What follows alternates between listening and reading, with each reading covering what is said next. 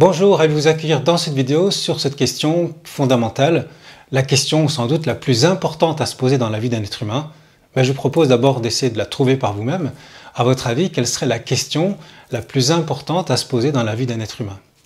La plus importante de votre vie, ce serait laquelle? Essayez de trouver. Et peut-être pour la trouver, ce qu'on peut faire déjà, c'est de voir, au final, tout d'abord, qu'est-ce qui est le plus important pour un être humain, dans la vie d'un être humain? Et on le voit tous, c'est de bon sens de le dire, c'est que force est de constater qu'on cherche tous le bien-être, évidemment.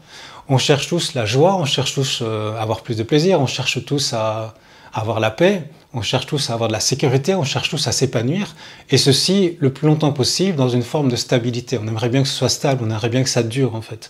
Et donc, au final, ce qu'on cherche, c'est la stabilité dans le bien-être. La stabilité étant un élément très important pour un être humain, ce qui apporte un grand sentiment de sécurité et de bien-être intérieur et de joie.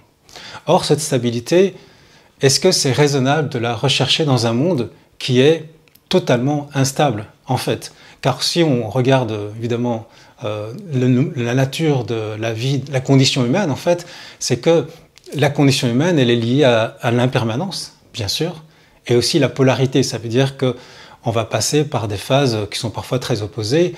On va connaître la jeunesse, on va connaître la mort, on va connaître l'été, on va connaître l'hiver, on va connaître des succès extraordinaires, on va connaître des échecs, on va connaître des histoires d'amour merveilleuses, on va connaître des ruptures. En fait, on va passer par des phases qui sont opposées. Et tout ça dans une dynamique qui est totalement impermanente, c'est-à-dire que rien ne dure, tout se finit un jour. Et on a beau ne pas le vouloir, on a beau être triste de ce constat, il n'en est pas moins que tout est impermanent et finalement la seule chose qui est permanente, c'est une boutade, c'est que c'est l'impermanence elle-même. Il n'y a qu'une seule chose qui ne change pas, c'est le changement lui-même. Il n'y a qu'une seule chose qui est permanente, c'est l'impermanence. L'impermanence, en fait, c'est vraiment la condition de l'être humain. Alors comment être heureux dans cette impermanence? Parce que déjà dans le bouddhisme, on en parlait, c'est que l'impermanence finalement amène de la souffrance, et d'une des premières vérités de Bouddha, c'est que la vie est souffrance.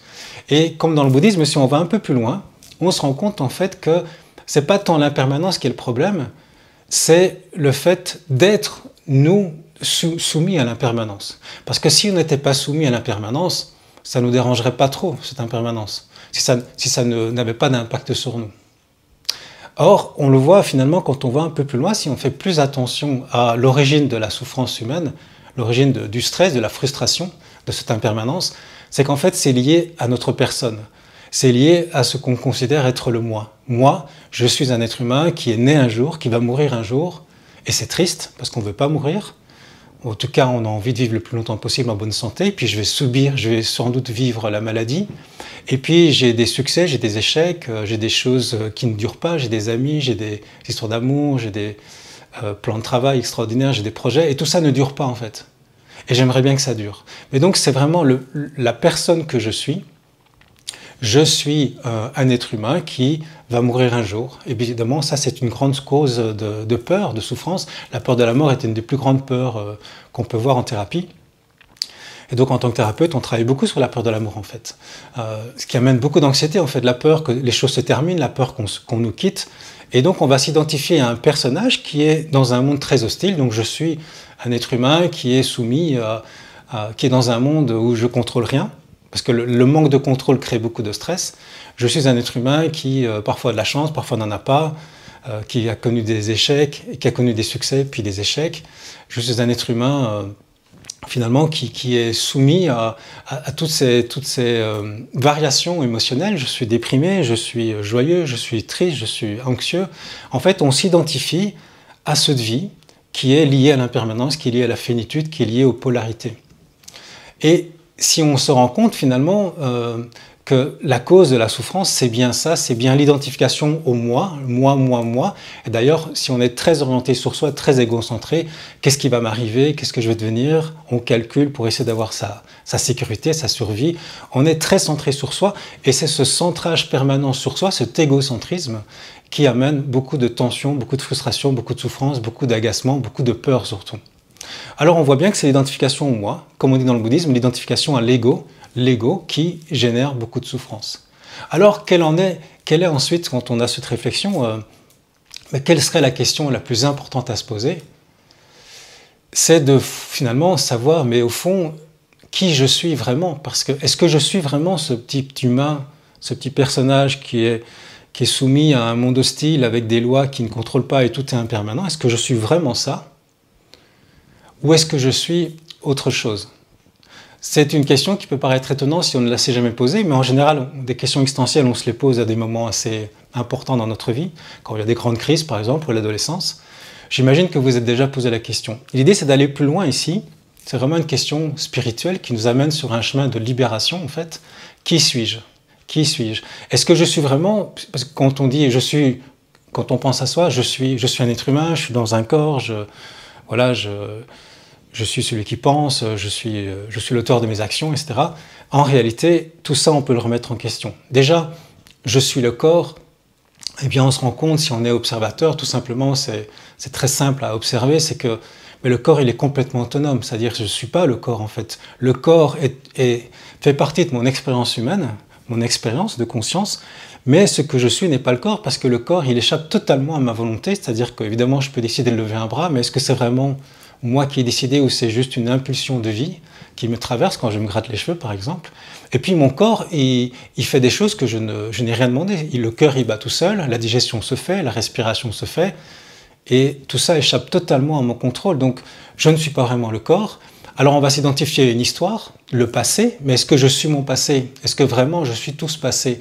Et si j'oublie le passé, si je perds la mémoire, est-ce que je disparais pour autant? On voit que je suis toujours là, ma conscience est toujours là.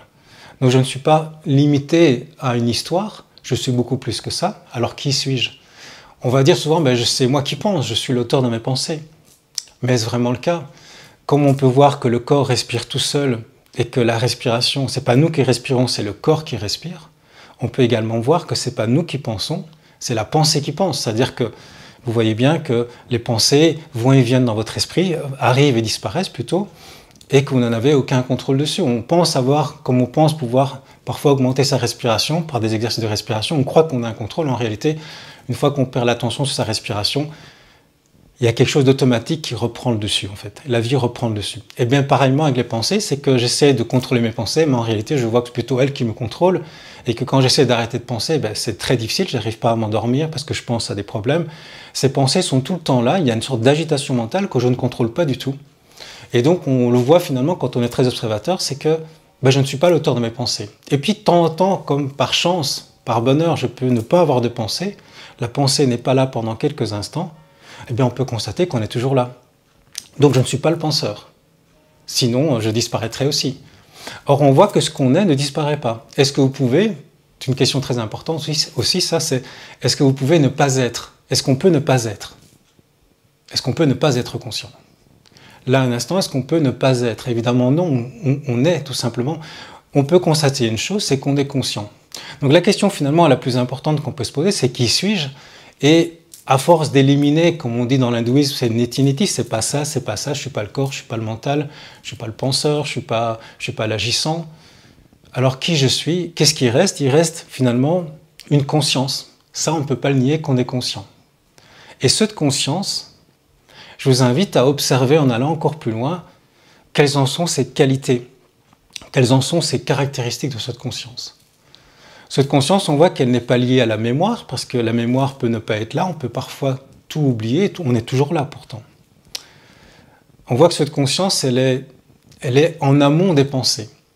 Elle observe des pensées positives, des pensées négatives qui traversent notre esprit, mais cette conscience, est-ce qu'elle est elle-même en train de penser? Est-ce qu'elle a elle-même une histoire? On voit que ce n'est pas ça du tout non plus. Cette conscience, elle est plutôt, on appelle ça un état neutre, un état témoin, ce qui observe. Et c'est pour ça que la question, elle pourrait être encore plus précise et plus juste si on disait plutôt que qui suis-je, c'est que suis-je?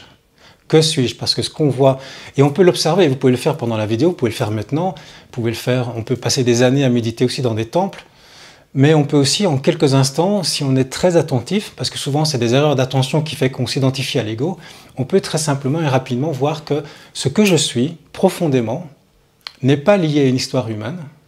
L'histoire humaine se déroule dans le champ de ma conscience, mais cette conscience est en amont de tout ça. Est-ce que cette conscience est née un jour et va mourir un jour? Le corps humain, oui, il naît un jour, il meurt un jour, mais est-ce que cette conscience, elle est dans le passé et dans le futur?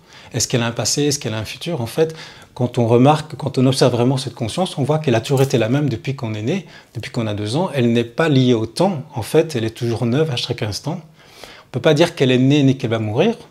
Cette conscience est tout le temps présente. C'est une présence, en fait. Est-ce que cette présence se sent âgée ou vieille? Pas du tout. Observez par vous-même, je vous invite à en faire l'expérience, c'est vraiment l'expérience directe. Vous voyez que cette conscience qui observe vos pensées qui peuvent dire je suis vieux, ou je suis vieille, ou je suis ceci, je suis cela, en positif ou en négatif, tous ces jugements en fait qu'on va avoir sur soi, donc c'est l'ego qui fonctionne. La conscience qui est en amont et qui observe ses pensées, qu'est-ce qu'on voit? Mais cette conscience, elle est totalement neutre en fait. Elle ne s'identifie pas à une histoire humaine, elle ne s'identifie pas à un âge, et même non plus, elle ne s'identifie pas à un genre en fait. Observez par vous-même, faites-en l'expérience.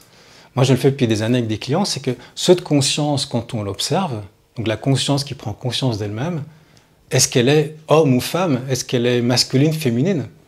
La question n'a même plus de sens en fait.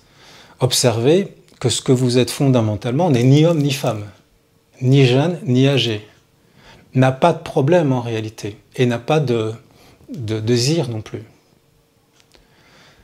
Alors c'est vraiment, on voit que c'est pas humain, donc la question que suis-je est plus intéressante, et quand on va aussi loin, qu'est-ce qu'on remarque? Et c'est vraiment quelque chose qui peut être fait dans l'instant. Alors on peut, parce qu'on a tendance à l'oublier, continuer à méditer pour essayer de revenir à soi, de revenir à sa vraie nature, mais on peut dans l'instant le réaliser, c'est que ce que je suis au fond est totalement stable.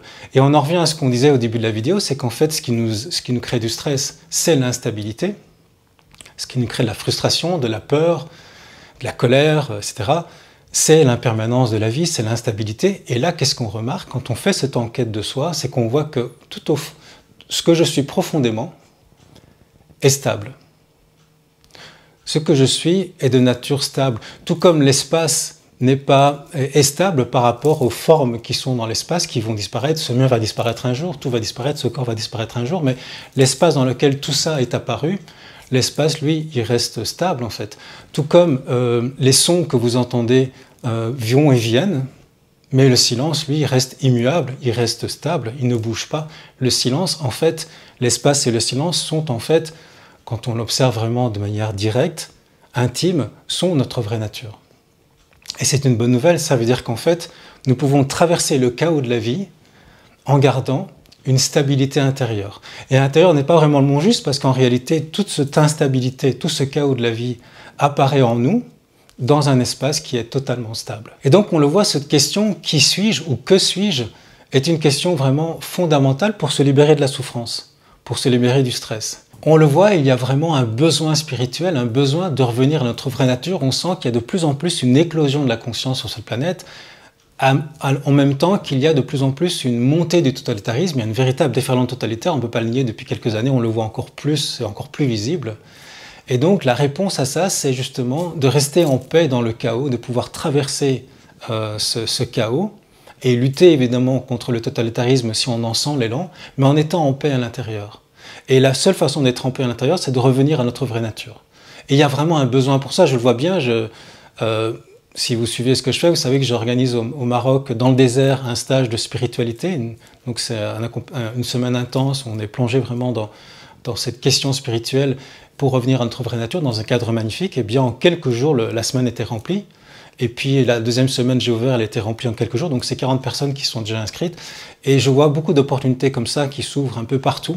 Il y a un besoin fondamental de spiritualité. Si vous n'avez pas les moyens, vous pouvez le faire chez vous. Vous voyez cette question là qu'on vient de voir. Si vous prenez plusieurs fois par jour, ou au moins une fois par jour, quelques minutes, et bien sûr plus si on peut, à vraiment vous rappeler qui vous êtes, vous posez la question, mais qui suis-je? Est-ce que je suis vraiment ce personnage? Ou est-ce que je suis plus que ça? Et alors que suis-je? Quelles sont les caractéristiques de ce que je suis fondamentalement? On peut le faire chez soi, vous savez, je fais aussi des accompagnements en ligne. Par exemple, au mois de janvier, je fais un accompagnement jeûne et spiritualité, parce que jeûner, c'est une occasion également de se nettoyer, se détoxifier, s'alléger en fait, et donc avoir un corps plus vivant, plus régénéré. Donc ça permet évidemment, le corps c'est un peu notre temple aussi, c'est-à-dire que c'est notre véhicule sur Terre en fait, donc autant qu'ils soient en bonne santé. Et quand le corps est mieux et quand le corps est plus nettoyé, c'est beaucoup plus facile effectivement de pouvoir se sentir libre, se sentir léger en fait, et donc avoir beaucoup plus facile aussi à atteindre cette spiritualité, cette connexion avec notre être véritable. Donc si ça vous intéresse, je mets ici aussi les liens en bas de la vidéo. Donc ça c'est en janvier, je crois que c'est du 9 au 13 ou quelque chose comme ça, vous verrez. Et en conclusion, je vous invite donc à vous poser cette question régulièrement. Dès que vous sentez que vous êtes emballé émotionnellement, vous sentez des émotions dans votre corps, dès que vous sentez que vous avez une agitation mentale, c'est intéressant de se poser la question, mais qui est agité en fait? Qui est agité? Ce sont des pensées qui me traversent, qui font que mon corps s'agite. Hein. Si on croit à un fantôme, tout d'un coup j'ai peur, mais si je crois à cette pensée, mais si je n'y crois pas à cette pensée, c'est juste une pensée qui me traverse. Et ceux qui observent la pensée, ceux qui observent toute cette agitation mentale, est-ce que ceux qui observent cela est agité? Et force est de constater, si on est très attentif, que non. La conscience que nous sommes fondamentalement est stable, est tranquille.